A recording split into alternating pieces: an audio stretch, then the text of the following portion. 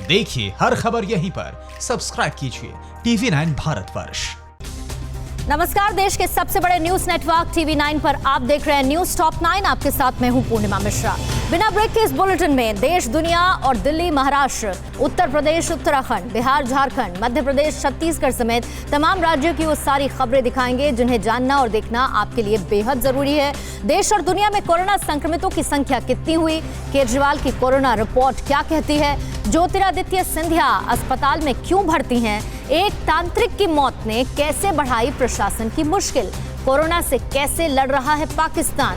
Corona से जुड़ी हुई बड़ी खबरों के लिए आपको दिखाते हैं टॉप 9 कोरोना।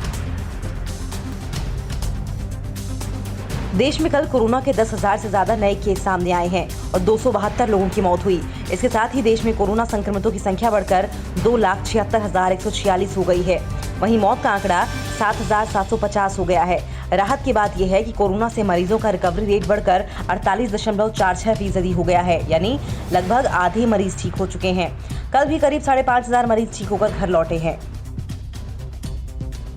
राजधानी दिल्ली में कोरोना संक्रमितों की संख्या 31,309 हो गई है। कल 1,366 नए मरीज सामने आए हैं और 31 लोगों की मौत हुई। दिल्ली में अब तक 2,61,000 मरीजों का कोरोना टेस्ट हुआ है। वहीं डिप्टी सीएम मनीष सिसोदिया ने आशंका जताई है कि 31 जुलाई तक दिल्ली में 5 लाख लोग कोरोना संक्रमित हो चुके हैं। 12 से 13 दिनों में कोरोना मामले डबल हो रहे हैं। ये जानकारी उन्होंने आज एलजी द्वारा बुलाई गई सर्वदलीय बैठक के बाद साझा की। दिल्ली के सीएम अरविंद केजरीवाल की कोरोना रिपोर्ट नेगेटिव आई है। कल सुबह ही केजरीवाल का कोविड-19 सैंपल लिया गया था। केजरीवाल रविवार शाम से ही बीमार चल रहे थे।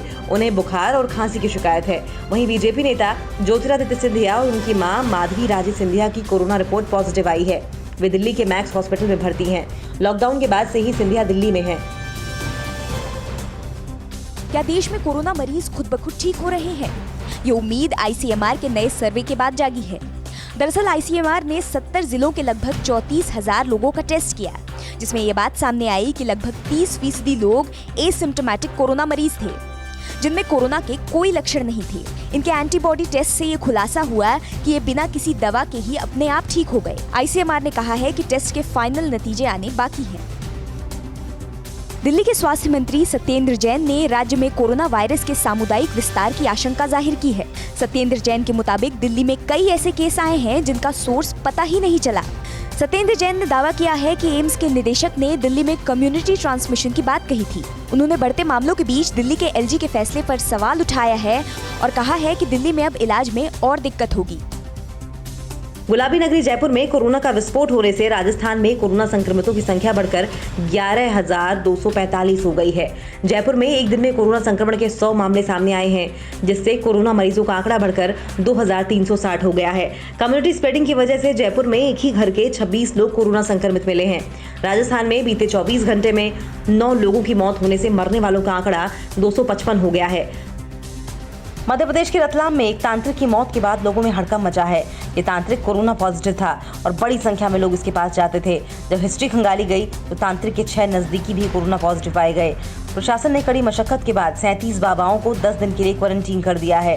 कल 200 लोगों की जाँच रिपोर्ट आई, जिसमें 24 कोरोना पॉजिटिव मिले हैं, जिसमें कुल कोरोना संक्रमितों की संख्या 85 है।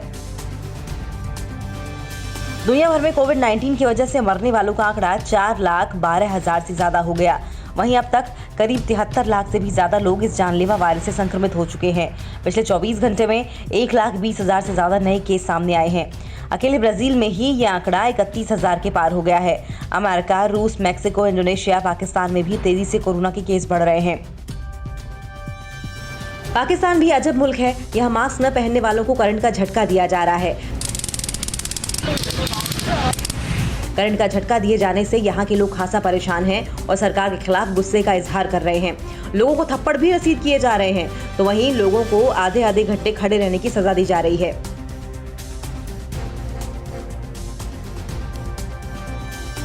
और भारत की तैयारियों को देखकर एलएसी से कैसे उल्टे पांव वापस लौटा चीन। राम मंदिर के शिलान्यास से जुड़ा ताजा अपडेट क्या है? असम में लगी आग कैसे मचा रही है तबाही? देश की बड़ी खबरों के लिए देखिए टॉप 9 रश। भारत चीन विवाद के बीच पूर्वी लद्दाख में जारी सीमा विवाद जल्द ही खत्म होने के आसार हैं। गलवान घाटी में चीन ने अपने सैनिकों और लड़ाकू जहाज करीब 2.5 किलोमीटर तक पीछे कर लिया है। इसके जवाब में भारतीय जवान भी पीछे खिसक गए हैं। भारतीय जवान के रुख को देखते हुए चीन को कदम पीछे खींचने पड़े हैं। चीन के एक डिफेंस एक्सपर्ट ने लिखा है कि ऊंचे पर्वतों पर लड़ने वाली सभी बड़ी फौज अमेरिका या रूस के पास नहीं बल्कि भारत के पास है। इसकी चीन में भी खूब चर्चा है। लद्दाख में भारत चीन सीमा विवाद को लेकर कांग्रेस सांसद राहुल गांधी ने एक बार फिर केंद्र सरकार पर निशाना साधा है। राहुल ने ट्वीट कर पूछा, अगर रक्षा मंत्री हाथ के निशाने पर टिप्पणी कर चुके हों तो क्या वो बता सकते हैं कि क्या चीनी सेना लद्दाख में भारतीय सीमा में घुस चुकी है। दरअसल रक्षा मंत्री राजनाथ सिंह ने राहुल पर तंज कसते हुए लिखा था कि हाथ में दर्द हो तो दवा की जाए, हाथ ही जब दर्द हो तो क्या की जाए। इस बीच कांग्रेस नेता दिग्विजय सिंह ने पार्लियामेंट सेशन की मांग करते हुए कहा कि सरकार को चीन के मुद्दे पर जवाब देना चाहिए। सुरक्षा बलों की सतर्कता के कारण जम्मू कश्मीर के बारामूला इलाके में बड़ा हादसा टल गया। सेना की ओर से जारी बयान के मुताबिक राष्ट्रीय राइफल्स और 40 BN-BSF जवानों ने गश्त के दौरान IED का पता लगाया, जो कि NH 701A पर ट्रगपोरा और लादुरा के बीच रखा हुआ था। बाद में इसे बम डिस्पोजल स्क्वाड की मदद से नष्ट किया गया। सेना की कार्रवाई से बौखलाए आतंकियों ने जम्मू कश्मीर के अनंतनाग में कश्मीरी पंडित अजय पंडिता की हत्या कर दी। कल उनका अंतिम संस्कार किया गया। बेटे की अर्थी को कंधा देने वाले पिता ने हत्या के पीछे पाकिस्तान को जिम्मेदार ठहराते हुए आतंकियों को फांसी पर चढ़ाने की मांग की। वहीं कांग्रेस के प्रदेश अध्यक्ष गुलाम अहमद पीर ने कहा कि उन्होंने पहले ही सरपंचों को सुरक्षा मुहैया कराने की मांग की थी, लेकिन उनकी एक नहीं सुनी गई।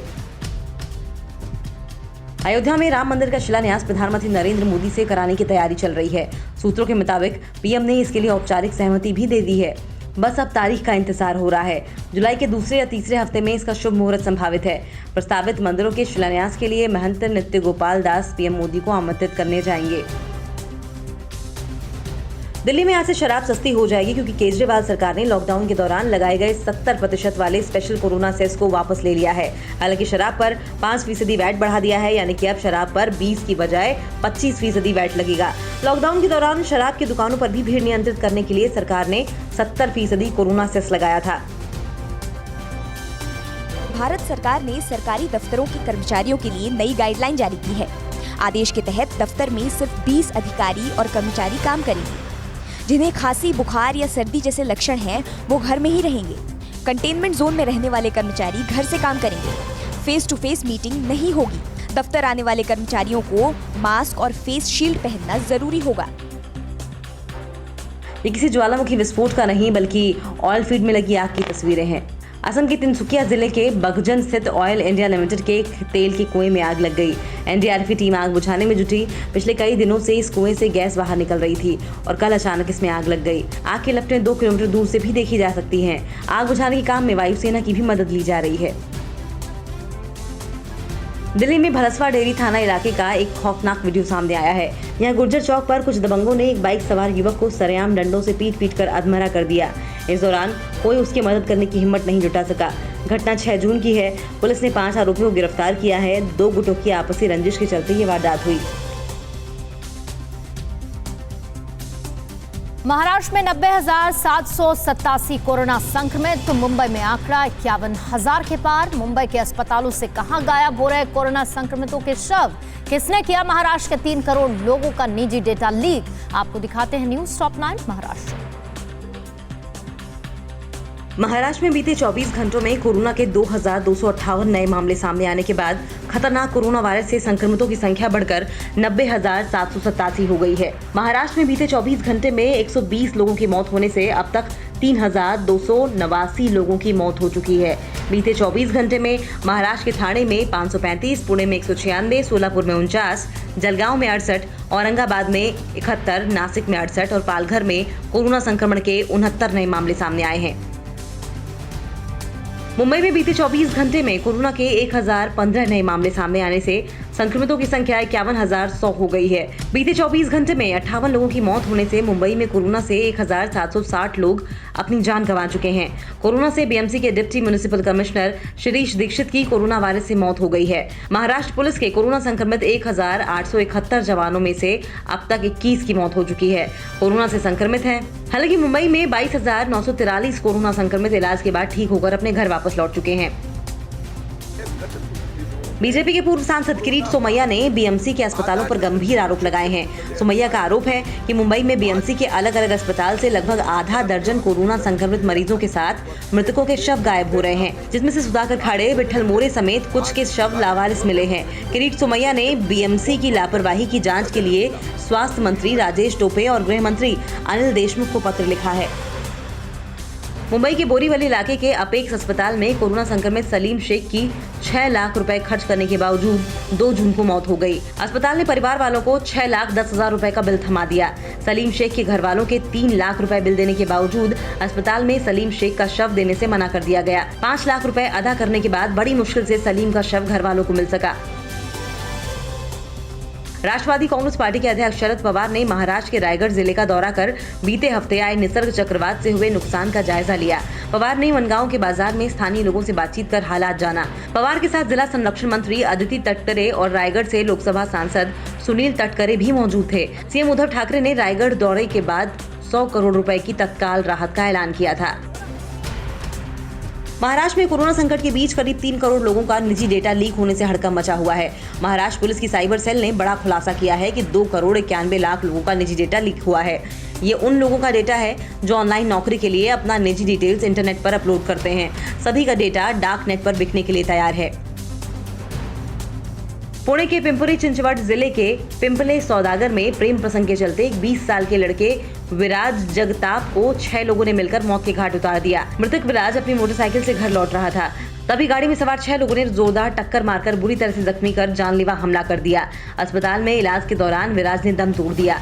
पुलिस ने हत्या के 6 आरोपियों को गिरफ्तार कर लिया है, जिसमें 2 नाबालिग हैं। मुंबई में लॉकडाउन में फंसे गरीब और लाचार प्रवासी कामगारों के लिए फरिश्ता बने अभिनेता सोनू सूद को बांद्रा रेलवे स्टेशन पर जबरन घंटे भर तक रोककर आरपीएफ ऑफिस में बिठाए रखा गया। सोनू सूद जब आजमगढ़ जाने वाले मजदूरों को छोड़ने स्टेशन पहुंचे तो रेलवे पुलिस ने उन्हें प्लेटफॉर्म पर जाने से रोक लिया। हालांकि सोनू ने ट्वीट कर इस खबर से पर्दा हटाते हुए कहा कि उन्हें किसी ने नहीं रोका और वो प्रोटोकॉल का पालन कर रहे थे। सामना में लेख लिखकर शिवसेना ने सोनू सूद को सियासी दलों का कठपुतली बताया था। पालघर में 16 अप्रैल को 2 साधु समेत 3 लोगों की हत्या की जांच कर रही सीआईडी ने जिस विनश धर्मा धांगड़ा को 11 मई को बुलाकर पूछताछ की थी, उसने खुदकुशी कर ली है। पूछताछ से सहमा विनश सिर्फ खाना खाने के लिए ही अपने घर आता था। पालघर हत्याकांड में पुलिस ने 166 लोगों को आरोपी बनाया है। तो वहीं मशहूर अभिनेता सुशांत सिंह राजपूत की मैनेजर रही दिशा सालियान ने मलाड के एक 14 मंजिल इमारत से कूदकर खुदकुशी कर लेने से सनसनी मची हुई है। आरोप है कि खुदकुशी के वक्त दिशा का एक करीबी दोस्त मौजूद था। उत्तर प्रदेश में 11,335 तो वहीं उत्तराखंड में 1,537 कोरोना संक्रमित। यूपी में गोवंश की हत्या पर होगी 10 साल की सजा। उत्तर प्रदेश की असली अनामिका शुक्ला आज भी बेरोजगार हैं। यूपी उत्तराखंड की कोरोना अपडेट से लेकर बाकी बड़ी खबरों के लिए देखिए टॉप 9 उत्तर प्रदेश उत्तराखंड। बीते 24 घंटों में यूपी में कोरोना के 388 नए मामले सामने आने से कोरोना संक्रमितों की संख्या बढ़कर 11,335 हो गई है। यूपी में बीते 24 घंटे में 18 लोगों की मौत से कोरोना से मरने वालों की संख्या 301 हो गई है। यूपी के सभी 75 जिलों में कोरोना ने अपने पैर पसार लिए हैं। यूपी के आगरा में 986, मेरठ में 553, कानपुर में 555, लखनऊ में 480 और गौतम बुद्ध नगर में संक्रमितों की संख्या 727 हो गई है। तो वहीं उत्तराखंड में बीते 24 घंटे में कोरोना के 126 नए मामले सामने आने से कोरोना संक्रमित मरीजों की संख्या 1,537 हो गई है। कोरोना से अब तक 13 लोगों की मौत हो चुकी है।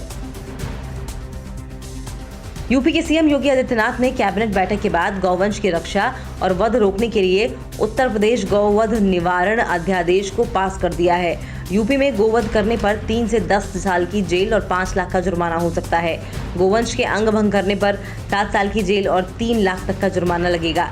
साथ ही यूपी सरकार ने यूपी के 1988 बैच के 21 आईएएस अधिकारियों को अपर मुख्य सचिव बनाने का फैसला किया है। डीजीपी हितेश चंद्र अवस्थी ने यूपी में अपराध रोकने के लिए अधिकारियों को सख्त निर्देश दिए हैं। उत्तराखंड के सीएम त्रिवेंद्र सिंह रावत ने 4 धाम यात्रा शुरू करने के निर्देश दिए हैं। उत्तराखंड के 4 धाम देवस्थानम प्रबंधन बोर्ड ने फैसला किया है कि बद्रीनाथ में 1200, केदारनाथ में 800, यमुनोत्री में 600 और गंगोत्री में 400 स्थानीय लोगों को दर्शन के लिए प्रवेश मिलेगा। 30 जून तक राज्य के बाहर के श्रद्धालुओं के लिए दर्शन पर रोक लगी रहेगी। केदारनाथ धाम में दर्शन का समय सुबह 7 बजे से शाम 7 बजे तक रहेगा। यूपी के बेसिक शिक्षा मंत्री सतीश द्विवेदी ने कहा है कि 69,000 शिक्षकों की भर्ती घोटाले की जांच एसटीएफ कर रही है। शिक्षक भर्ती घोटाले में पुलिस ने 11 लोगों को गिरफ्तार कर लिया है, जो परीक्षार्थियों की गैर कानूनी ढंग से मदद कर मोटी रकम वसूलता था। कांग्रेस महासचिव प्रियंका गांधी ने सहायक शिक्षक भर्ती परीक्षा के प्रश्न पत्र से लेकर परीक्षा के टॉपर पर सवाल उठाकर सरकार पर घोटाले का गंभीर आरोप लगाया है। तो वहीं लखनऊ में एनएसयूआई और यूथ कांग्रेस ने शिक्षक भर्ती घोटाले के विरोध में काले गुब्बारे उड़ाए।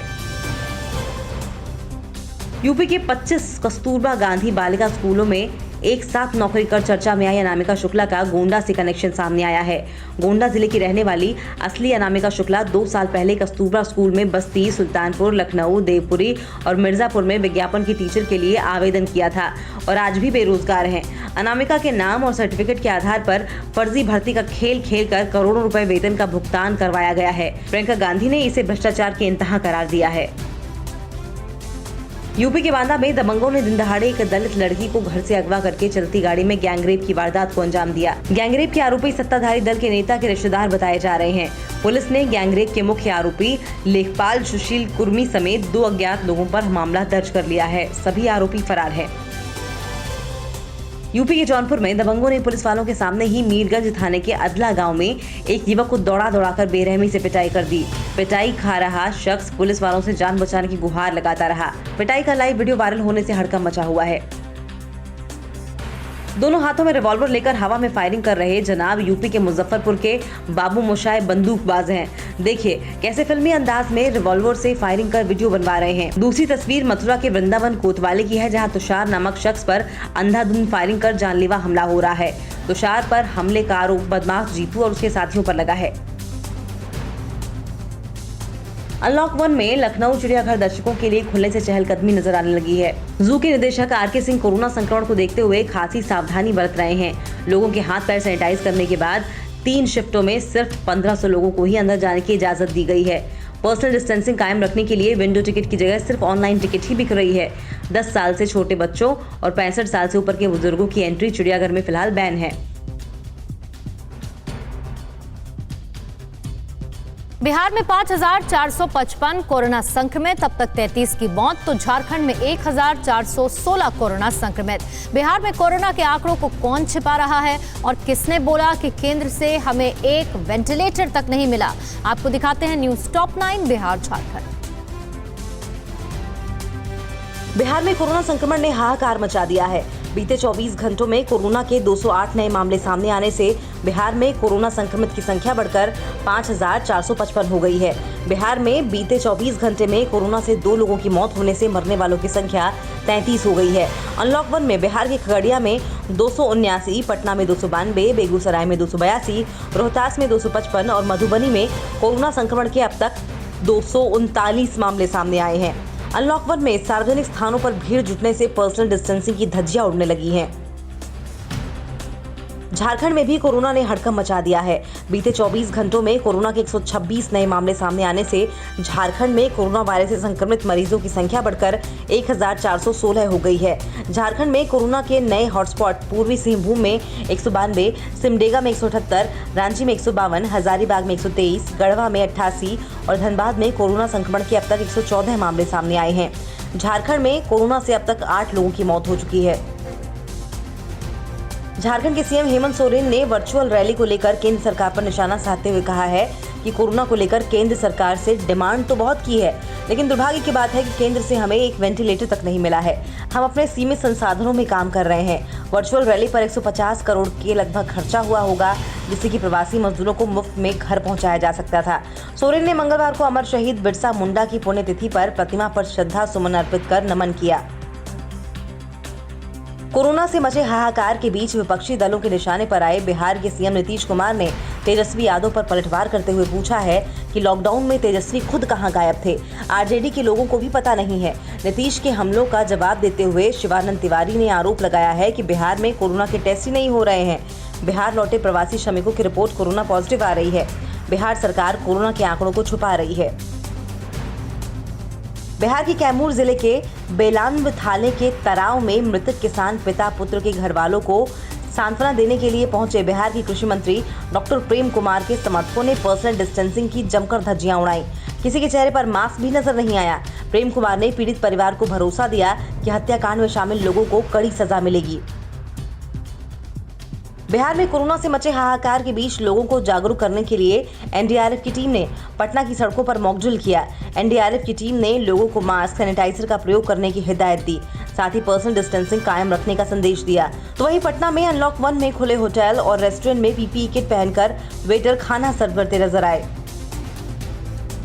अनलॉक में मिली छूट के साथ ही लगभग 2.5 महीने बाद पटना का इको पार्क और संजय गांधी चिड़ियाघर दोबारा से खुल गए हैं। सुबह सुबह की मॉर्निंग वॉक करने वाले आम और खास लोग पार्क पहुंचने लगे हैं। आरजेडी विधायक शिवचंद्र राम भी पटना के पार्क में टहलते नजर आए। कोरोना संक्रमण काल में पटना के पार्कों के पास हर्बल जूस की दुकान भी लगी हुई मिली, जहां लोग कोरोना से लड़ने के लिए जूस पीते नजर आए। पटना सिटी के वार्ड नंबर 60 में कई महीनों से पानी सप्लाई के लिए बोरिंग बनकर तैयार है, फिर भी भीषण गर्मी में लोगों को पानी पीने की समस्या से जूझना पड़ रहा है।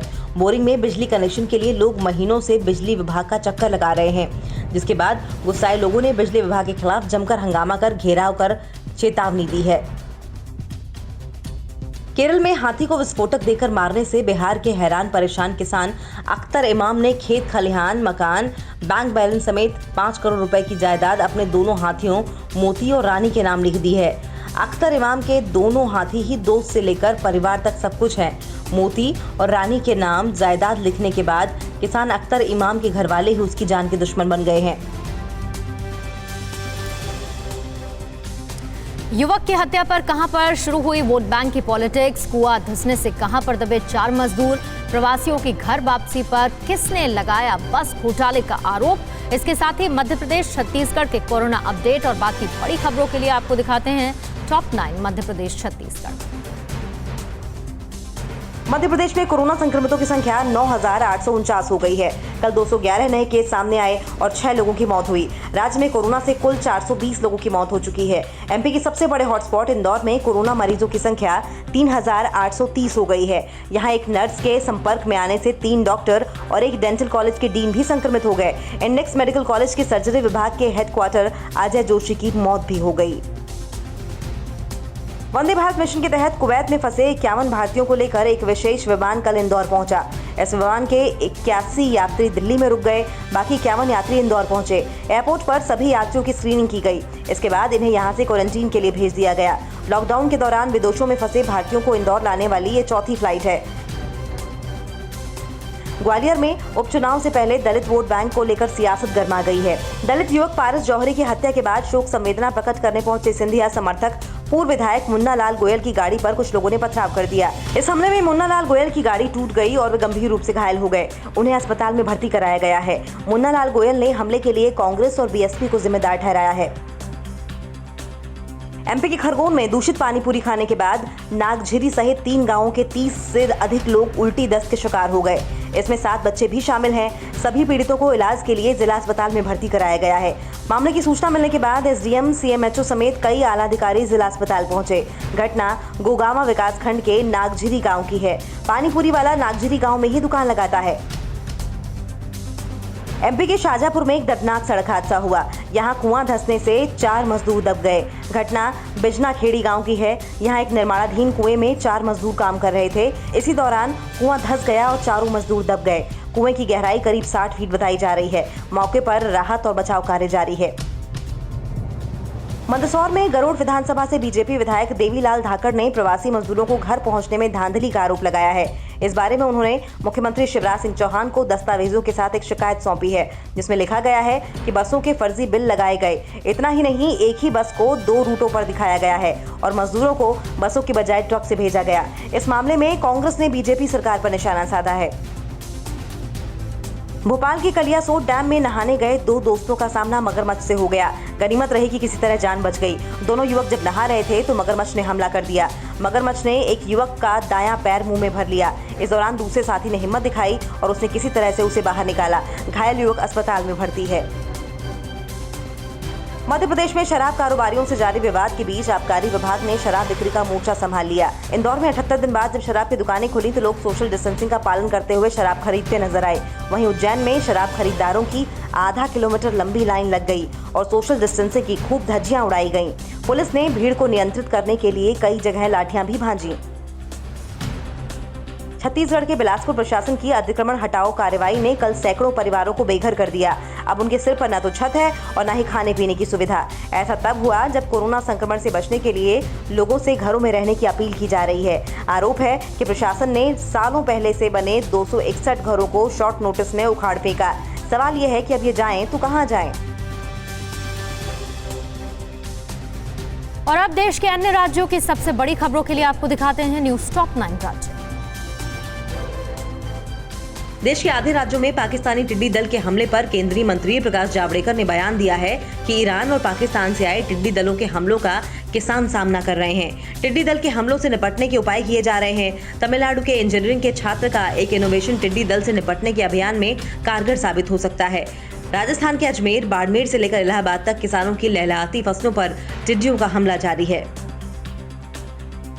ये क्रिकेट का मैदान नहीं, जम्मू कश्मीर के बारामूला के इंडोर स्टेडियम में बना क्वारंटीन सेंटर है, जहां कोरोना के संक्रमित मरीज इलाज के दौरान क्रिकेट खेलकर आनंद उठा रहे हैं। जम्मू कश्मीर में बीते 24 घंटे में कोरोना के 61 नए मामले सामने आने से कोरोना संक्रमितों की संख्या बढ़कर 4366 हो गई है। कोरोना घाटी में 61 लोगों की जान भी ले चुका है। लुंगी डांस का ये धमाकेदार वीडियो त्रिपुरा के क्वारंटीन सेंटर का है। देखिए कैसे कोरोना के संदिग्ध मरीजों के साथ लॉकडाउन में बेरोजगार होकर त्रिपुरा लौटे लोग फिल्मी गाने की धुन पर मस्त होकर ऐसे झूमे कि पर्सनल डिस्टेंसिंग की धज्जियां उड़ गईं। अशोक गहलोत के राज में राजस्थान में खनन माफिया बेखौफ नजर आ रहा है। भीलवाड़ा में बजरी से भरा ट्रैक्टर रोकने पर रेत माफिया ने एसडीएम के चालक कुलदीप शर्मा की ट्रैक्टर से रौंदकर हत्या कर दी, जिससे नाराज होकर बीजेपी के साथ डिप्टी सीएम सचिन पायलट और गहलोत सरकार के पर्यटन मंत्री विश्वेंद्र सिंह ने अपनी ही सरकार पर निशाना साधा है। राजस्थान के फतेहपुर शेखावटी में चुनावी रंजिश को लेकर 2 वार्ड के पार्षदों के बीच भिड़ंत हो गई। दोनों पक्षों के लोग लाठी डंडे और ईंट पत्थर लेकर एक दूसरे पर टूट पड़े। खूनी संघर्ष में दोनों पक्ष से 11 लोग गंभीर रूप से घायल हो गए, जिनमें 2 की हालत गंभीर बनी हुई है। पुलिस ने 9 लोगों को हिरासत में ले लिया। साइबर सिटी गुरुग्राम में एक प्रेमिका ने अपने प्रेमी से 15 लाख रुपए की वसूली करने के लिए अपनी सगी बहन, बहन के प्रेमी और बहन के प्रेमी के दोस्त के साथ मिलकर खतरनाक प्लान बनाया।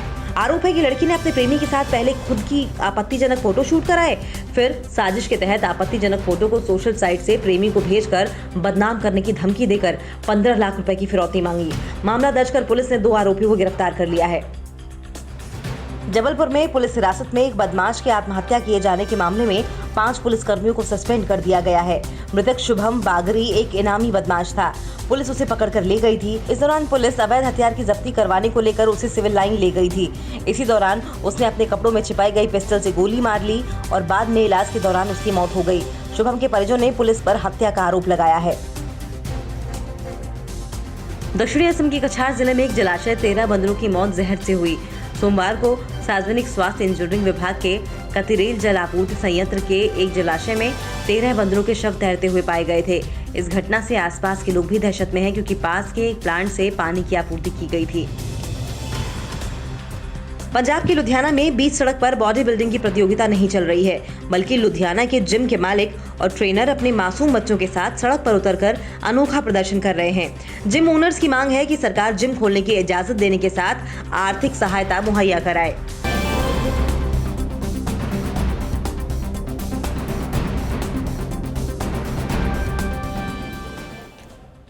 परवाह देश की, सोमवार से शुक्रवार रात 10 बजे TV9 भारतवर्ष पर।